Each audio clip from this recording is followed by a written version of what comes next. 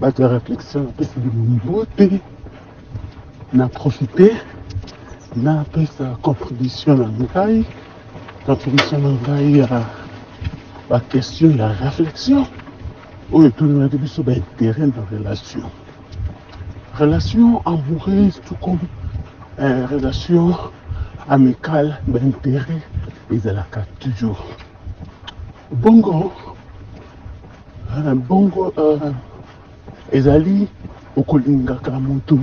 na ntina olingaka mutu na elongi na ye na nzoto na ye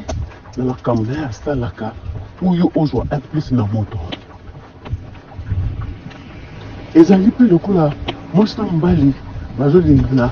mpo na ntina ndenge papa na biso alobaki samedi papa na biso alobaki yango bien ke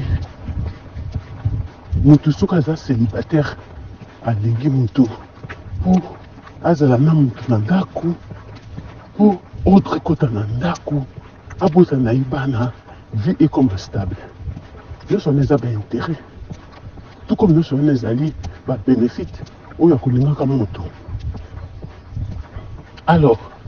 soki bacamarade mpe balinganaka na ntina eloko nyonso tosalaka na mokili ezalaka na ntina nango na intérêt okosala likambo na pamba te ata bamisala oyo tokondo tokendaka ata kutu ozosala bénévolat oza na intérêt moko mpo ozwa baexpérience mpo yo okende nango na mosala mosusu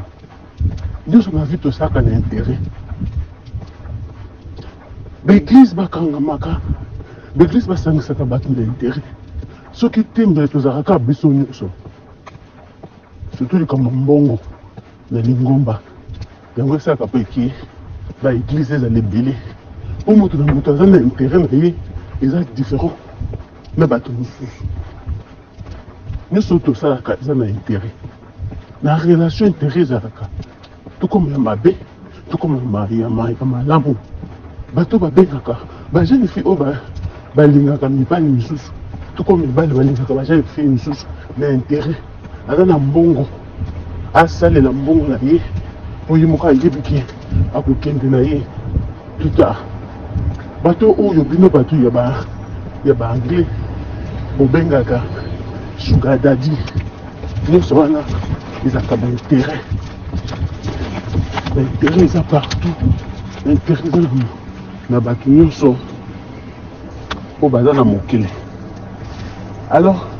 intérêt ezaka ya mabe ke oye osaleli moninga opesi mpe moninga eloko teki yokanisi ke osaleli ye non osaleli ye te ye mpe azwi quelque chose na kati na ye ye mpe azwi quelque chose na kati na yo pardon mpo motu nyonso avant approcher moto aza na intérêt tout à fait sujet oyo eza monene mpenza bate eza kaka na ta mokie ya koloba oyo eza contribution na nga intérêt ya mabe ezalaka tukoma malamu ezalaka mais motu nyonso azalaka na intérêt pa ya moto asukisi bongo et puis ozala na journée malamu merci beaucoup